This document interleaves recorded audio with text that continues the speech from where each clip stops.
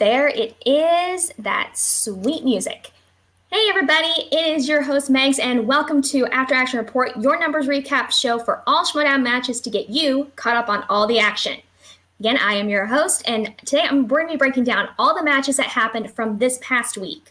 But I don't want to do it by myself, so I'm going to go ahead and bring in my two great co-hosts for this show, Miss Lovely Danielle and the ever handsome Nat. How are you guys doing? Doing good. Woo! Man, that intro gets me hyped every time. It really does. Absolutely. That is why I love it so much. It was such a fun one to work on, and thank you so much, David B., for that awesome music. But hey, we made it through another week, guys. It has feels like this was a light week, even though we only had 3 matches, which is crazy considering we were lucky to get 3 matches in a week. This is only 3 matches. Right.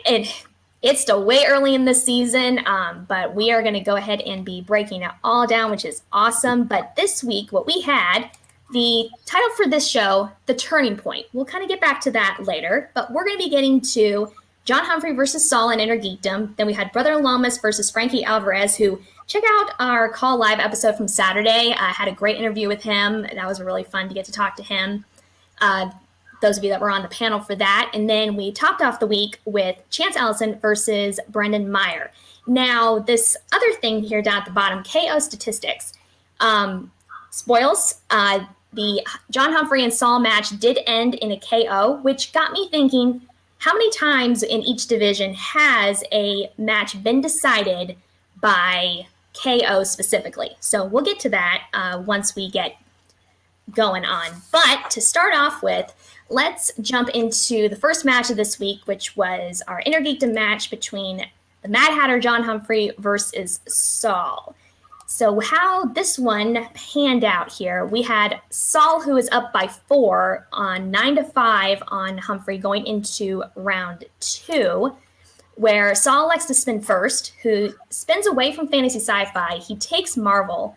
Saul checks down to multiple choice twice and gives up a 1-point steal to Humphrey, but he still ends up coming out with 7 out of 10 points.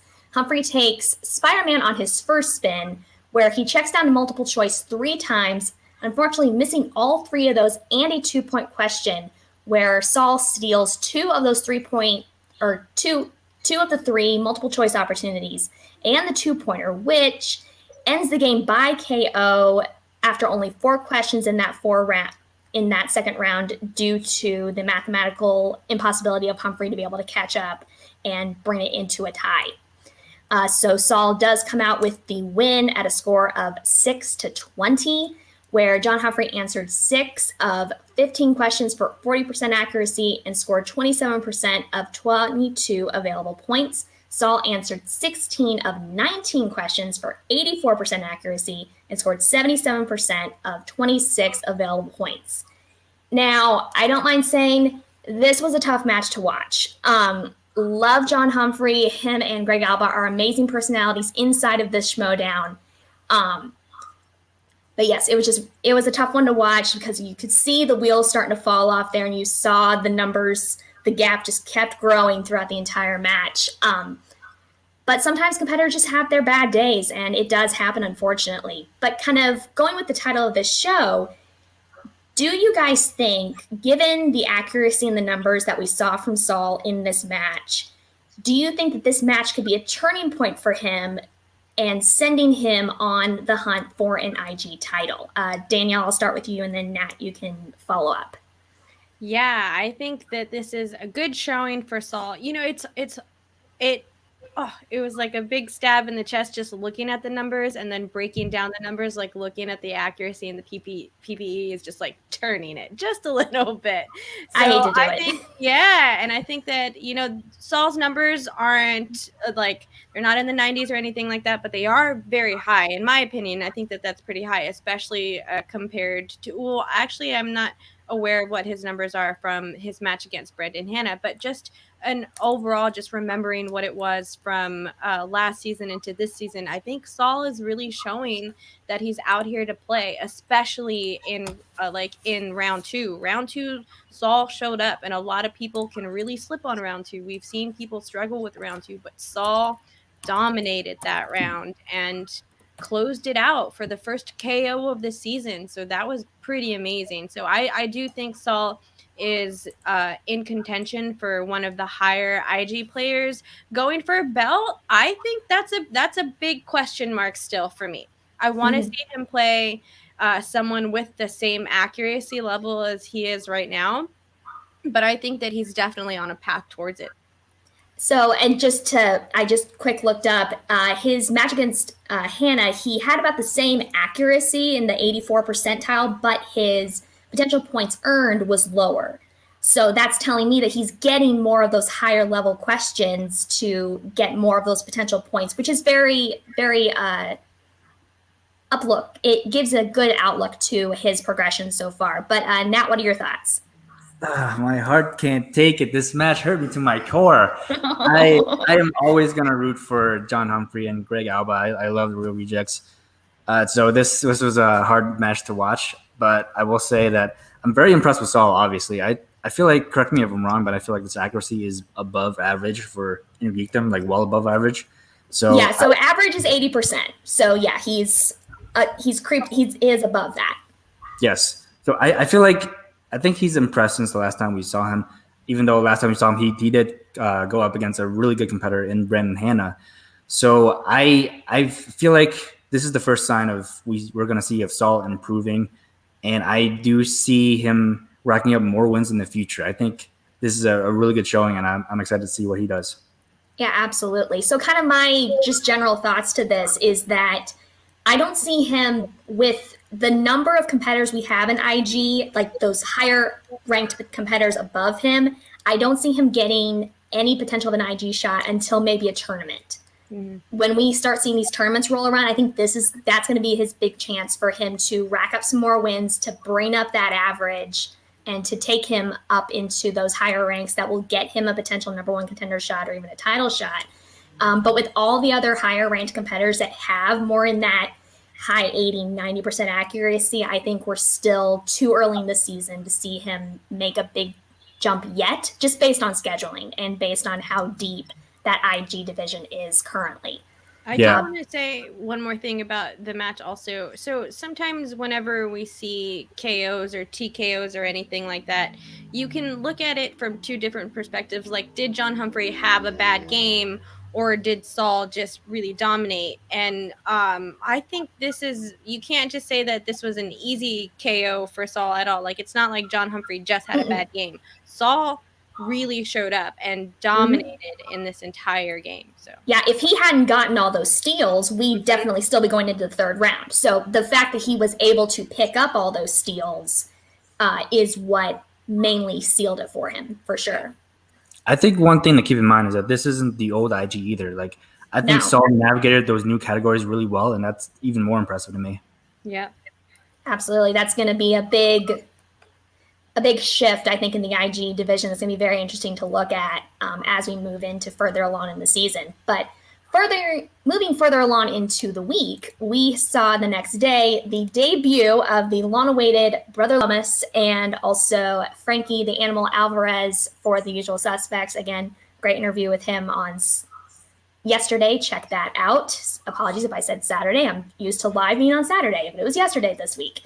But let's see how this one panned out. We had Lummis being up by 2, 7-5 on Alvarez going into round 2, where we had Brother Lummis electing to spin first. He spins away from Kurosawa and takes Christopher Nolan. He checks down to multiple choice once, coming away with 7 out of 8 points. Alvarez spins away from 1980s and ends up taking Jimmy Stewart.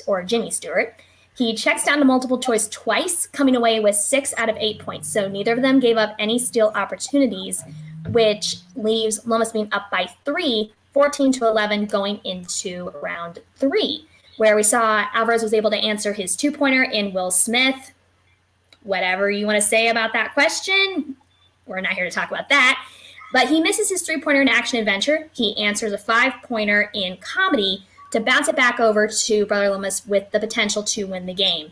Unfortunately, he does miss all 3 of his 2, 3, and 5-pointer questions in directors, horror, and crime, respectively, which gives Alvarez the win with a final score of 18-14, where Brother Lomas answered 11 of 15 questions for 73% accuracy and scored 52% of 27 available points, and Frankie Alvarez answered 11 of 15 questions for also 73% accuracy and scored 67% of 22 available points. So we see that these guys have the exact same accuracy, but the fact that Frank was able to answer questions in that 3rd round is what boosted up his score enough to overcome the deficit that he was in going into that round. So, as I alluded to, there's a lot of talk about that missed challenge opportunity, whether or not that would have ultimately, by math, it would not have altered the results of the match. It would just changed his accuracy and his final score. But because he was able to hit the 5-pointer and Brother Lomas did not answer any questions in that final round, it had no bearing on the outcome of the match. So that's all I'll say about that.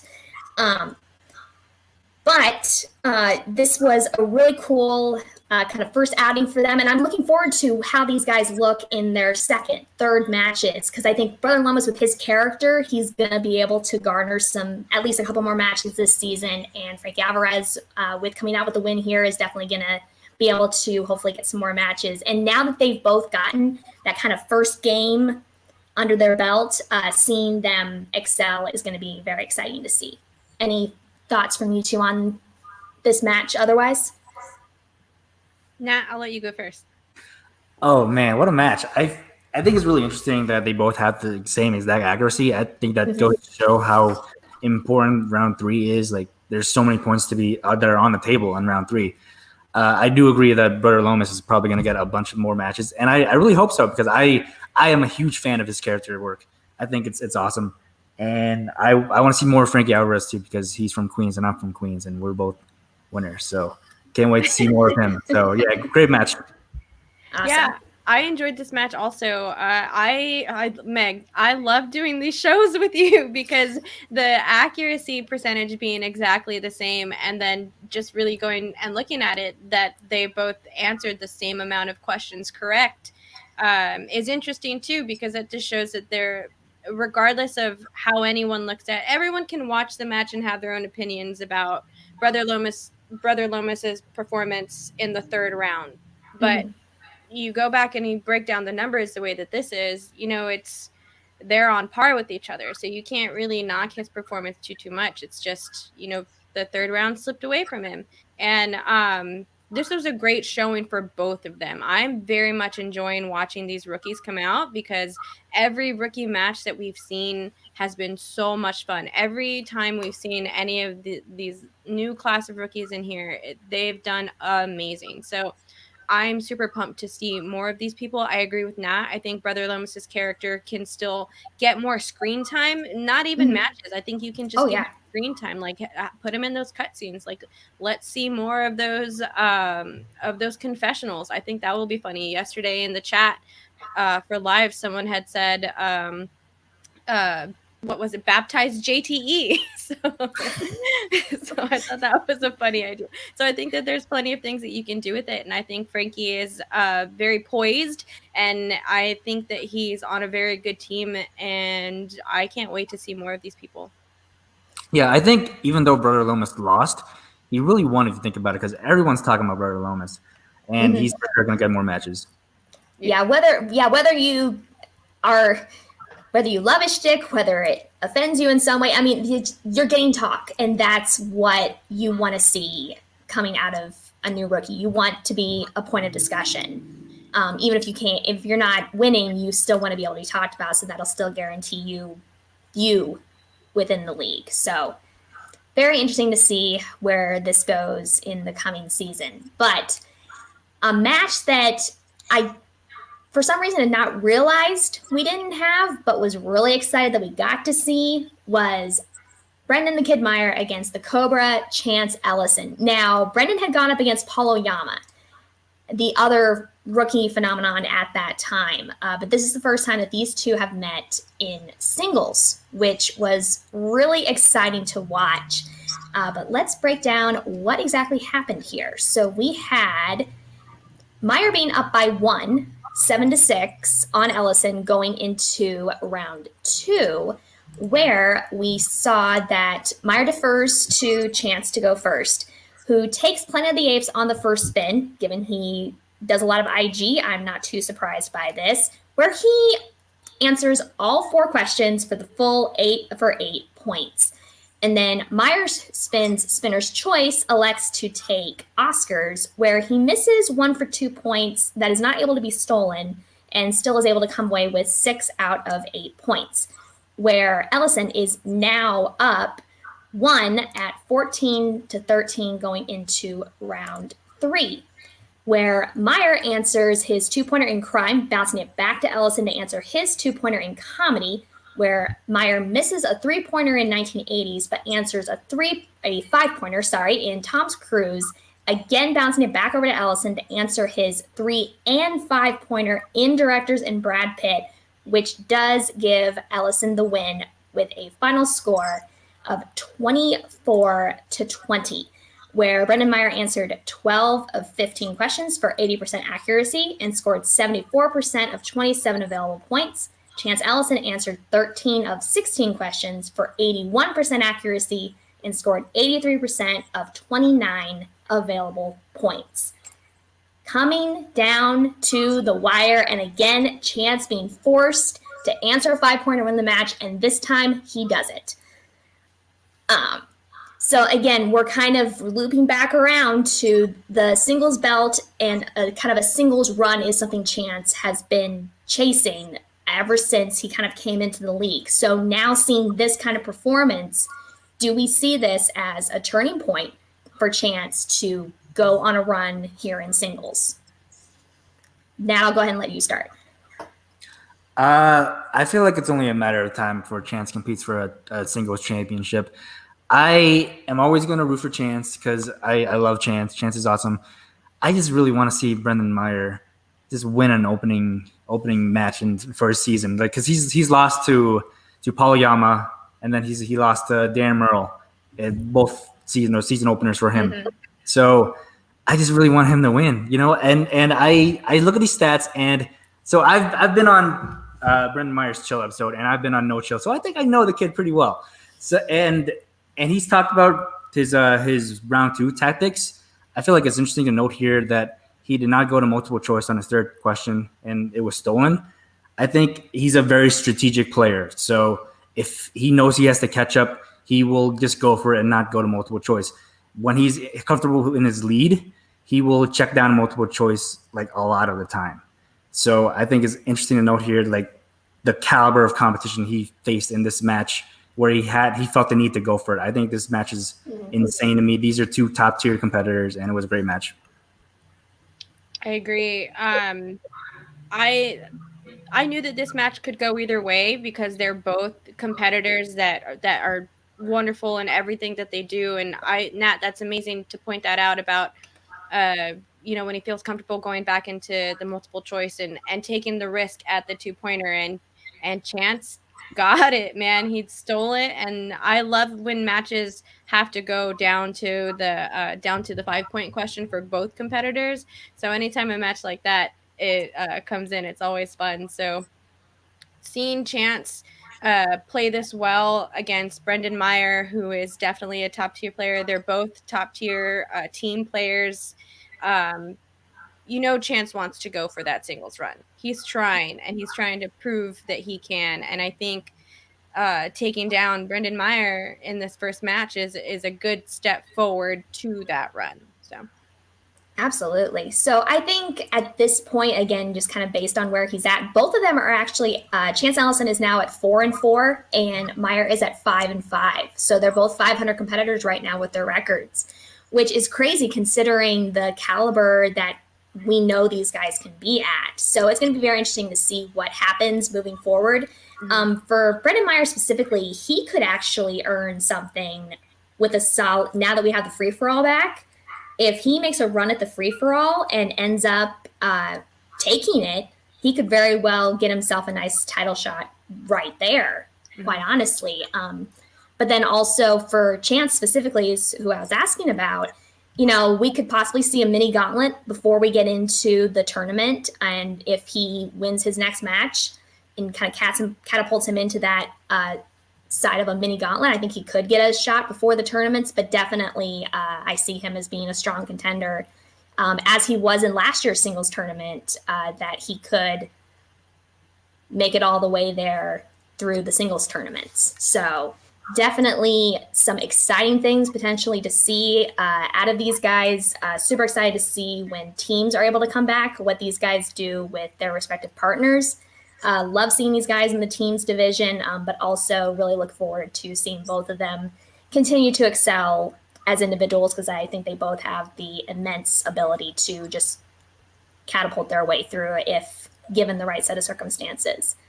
But what we're going to run into next year, that's all the matches. But again, since we had the IG match this past week be decided by KO, got me thinking, how many times has a match, and these stats are going to cover from season 5, so 2018, to the current day.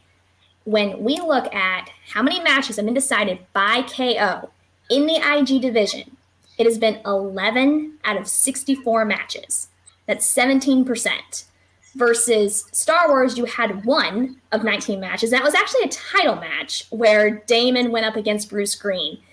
Again, that one hurt my heart. Felt bad for that. That was the match where they were both trying. That was after Sam Witwer had retired, right? Yes. And they were both trying to, Yeah, they were trying to find somebody to replace Witwer, and this guy volunteered, and it was like, it was a buzzsaw. Yeah, I was like, it was so hard to watch because I love Bruce Green. I love Funhouse, and that was just, that was a slaughter. Yeah, that was rough.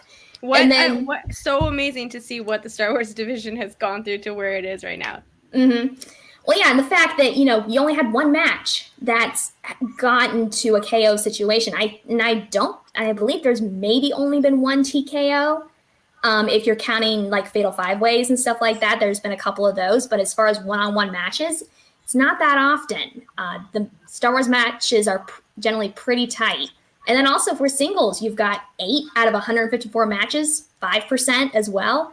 And then teams, you have 10 out of 94 matches for 11%.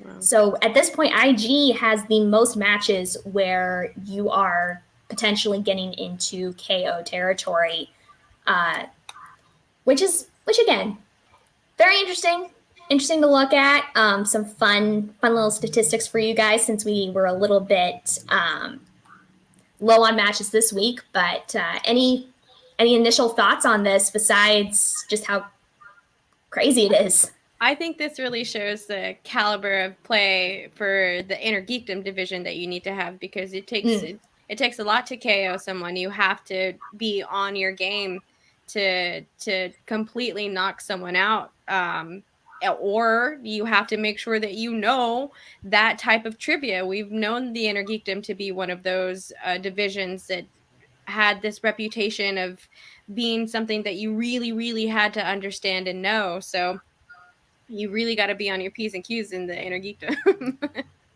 Absolutely. Yeah, I mean, it's really surprising to me looking at IG and teams, because I would have thought that it would be lower than what it is. But it makes sense if you think about it, because especially in IG, like the gap between the top tier players and the bottom tier players is so wide that it's bound to happen a lot, and you don't see it when you're like looking at competitors who are like at the top echelon of competitors. Like, you're not going to see a TKO there, but like when there's a big disparity in skill, then yeah, you're going to see it. But I am really surprised by teams is that high. Yeah, and I think some of that has been contributed a little bit. We had talked about the idea of opponents and spinner's choice. I know opponent's choice contributed to a couple of those matches. I didn't pull those numbers specifically, how many times that happened. But funny, in IG, talked about upper echelon. One of those knockouts was last year, not this past year's, but the previous year's Spectacular, where you saw Smets KO Kalinowski. Yeah, that's my right. goodness. Which championship matches, those can very quickly get away from you. When you're talking about the speed round, when you're talking about the betting round, if you bet big on the betting round and you miss, and your opponent also bets big, that is a 6-point swing. That was the live match. Oh, I'm sorry, Migs. Yeah, no, absolutely. Yeah, that was the live match. Where Smets won the belt, right? Mm-hmm, yes. Oh my gosh. That was the night of TKOs and KOs. Yeah. That was a fun night. We don't talk about that spectacular Jeremiah Morris in the chat. I'm sorry, Jerry. I know. I mean, I can't necessarily share your condolences, but I get it. It was not as rough for me, but I get it. Yeah. Oh goodness. But anyways, that is all I had as far as stats for today. So we're going to head out here in a few minutes. But before we do that, guys, be sure to check out later on tonight at 11 o'clock Eastern is Turn It Up to 11. Belford and PLD are going to be looking at the top IG matches, I do believe. So that is going to be really exciting to get to count down with those guys. But Danny, what else is going on in the channel for you? What's going on? This week coming up, we are doing Call Live. We had Call Live on Sunday. We had to switch some things around, but we are bringing back Call Live on Saturday at 9:30 Central Time. Central Time does exist. We have some guests lined up. We're just figuring all of that stuff out, but for sure Thomas Harper is coming on, and then I'm gonna say it because I'm just gonna manifest it because I'm sure that it's confirmed anyway. We got Thomas Harper and Adam Witt coming on for Call Live, and then on Sunday the 21st, As the Wheel Turns returns, we'll be breaking down the storylines and the cutscenes from this season. It might be the entire season. It might just be some big points that we've seen so far. So we'll definitely break them down. And apparently I got to watch this match that came out today. So yeah, I'm excited to check it out myself. I haven't seen it yet, but I'm going to get ready for it. So, and that's it. And you can find me on Twitter at DannyJoy, DANIEEJOY. Nat, what do you got going on? So I got Twitch tomorrow, Twitch Tuesdays, every Tuesday at 6 Pacific, right here. We got Eric Barnes, the Warfather's roommate, on this week, so that should be a really fun episode. Check it out. If you can't watch on Twitch, if you don't you just hate Twitch for some reason, you can join our Patreon right there, where we will be uploading the VODs on YouTube. So make it easy for you. And also check out No Chill, our latest episode, Brendan and Hannah. If you haven't seen it yet, I don't know what you're doing, but we got a new one coming up in April because we're doing it monthly. So check that out, and also check out the last segment on Call Live because that's the best part of your day. Yes, it's Nat's fantasy Schmoedown fantasy segment. So. Absolutely. Great to see. But you guys can follow Call to Action and all of us. Our socials are listed below, so be sure and check those out. And check out the Patreon if you want to support us. We're doing some really fun things over there and more great things to come as we move further along into the season. Don't forget to like, comment, and subscribe to this channel so you guys can get notifications for all the amazing things that we're going to be doing here all season long. Till next time, I'm Megs, joined by Danielle and Nat. This has been After Action Report, signing off.